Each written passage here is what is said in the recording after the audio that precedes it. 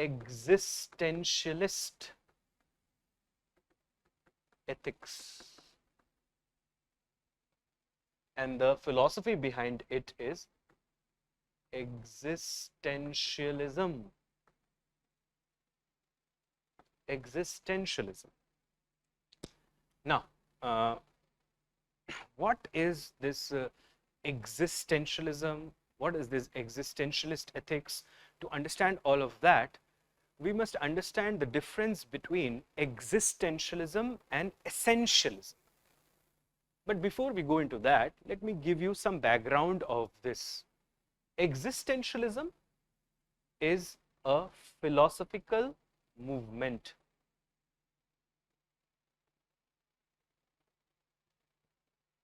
याद रखना, जब भी ISM लग जाता है किसी के भी पीछे, जैसे capitalism, constitutionalism, communism, socialism, feminism, ISM लग गया मतलब that's a philosophy. Do you understand that? So existentialism was a political movement, a philosophical movement rather, which attained a lot of currency during the 20th century. In fact, existentialism became a dominant movement in Europe in 20th century. Up until 20th century, the philosophy that dominated Europe was essentialism. The scholars who contributed to the growth of existentialism were mostly Friedrich, Nietzsche, Soren Kierkegaard, and the French philosopher Jean-Paul Sartre. Nietzsche, the German philosopher, also sometimes associated with moral nihilism. If time permits, we'll cover that also in today's class. So, Friedrich Nietzsche and Soren Kierkegaard, the German philosopher, and the Danish philosopher, Soren Kierkegaard, they are believed to be the pioneers of this thought, existentialism. But Jean-Paul Sartre, the French philosopher, he explained existentialism in the most scientific manner. That's why he is sometimes known as the father of existentialism. And the ethics that flows from existentialism is known as existentialist ethics. जैसे the ethics which flows from contractarianism is known as contractarian ethics.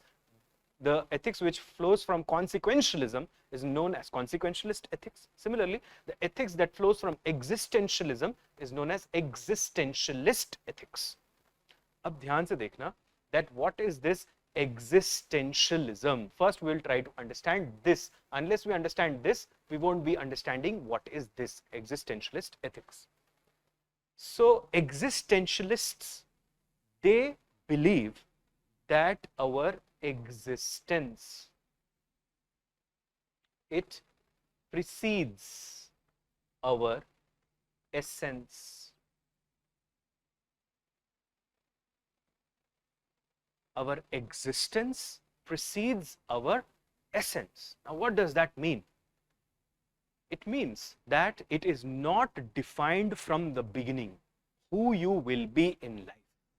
Like, say, for example, when you are born, nobody knows what you will be after 20 years, 40 years, 50 years, or by the time of your death. Nobody knows in advance what you will be. What you will be after some time will be the result of the choices that you have made in your life and the consequences of the choices that you have made. So you will be the product of your choices and the consequences of the choices that you have made. So your existence will be the first thing. First you will come into this world. That's what Sartre also says. He says that man comes into this world, encounters himself. In the beginning, he is nothing. After some time, he will be something. and what he will be the result of his choices and the consequences of his choices. Essence means something that makes the thing the very thing. In simple words, essence is that thing which makes something what it is.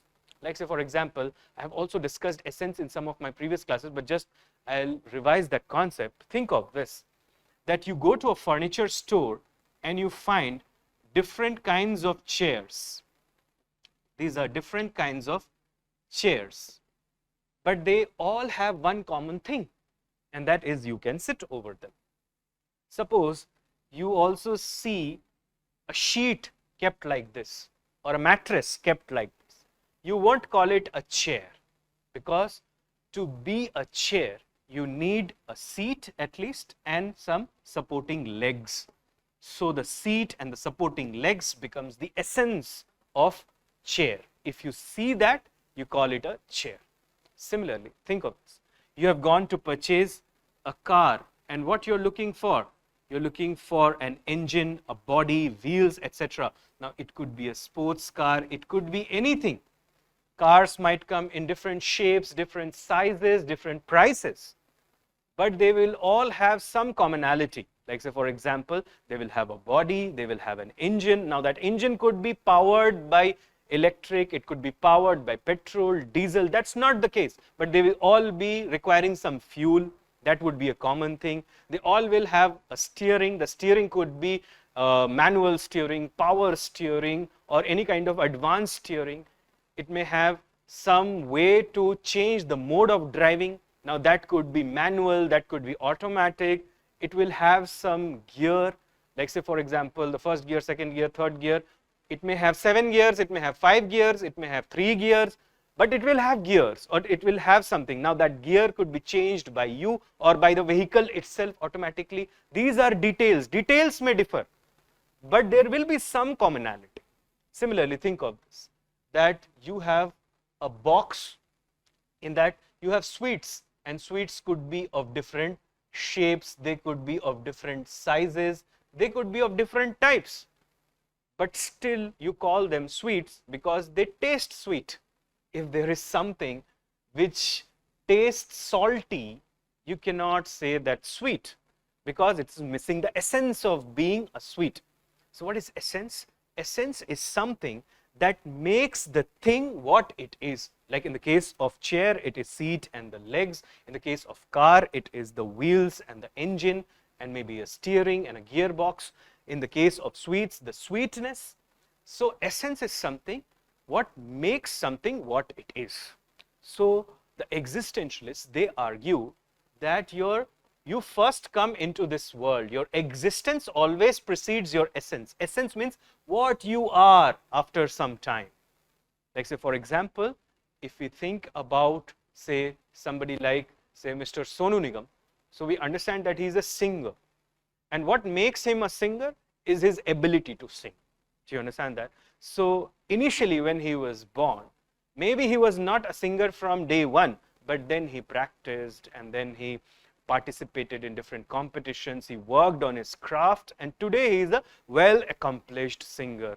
Many consider him as the modern great because he can sing all kinds of songs. So his existence came first, and then out of his choices that he has made, out of the decisions that he has taken in his life and the consequences that have followed from such decisions, they have all contributed to who he is today. The same could be said with respect to any cricketer, any politician, even a bureaucrat. Maybe once you came into this world, it was not decided beforehand that you will be a bureaucrat, but then maybe you worked hard, you sat for the civil services open competitive examination, you qualified pre, mains, interview, then did the training in Labasna, and now you're serving in the society as an IAS officer, IPS officer, whatever capacity. So your existence comes first, and then comes your essence. That is the argument of existentialism. Existence precedes essence.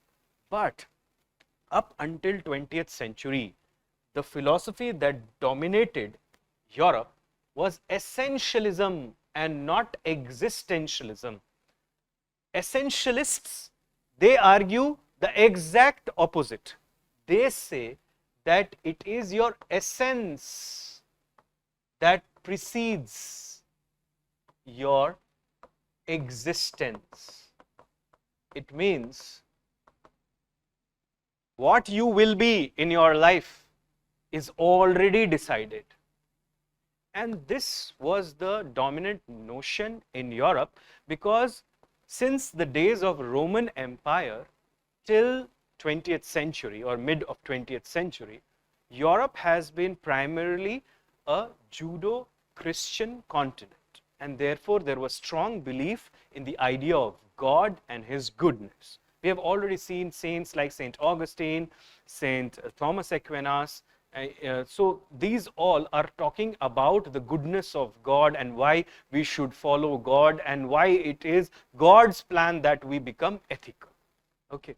So for them, even many scholars of the past, they all believe that essence precedes our existence. What you will be is already decided, and the choices that you make because you are part of a greater plan by God or by cosmos.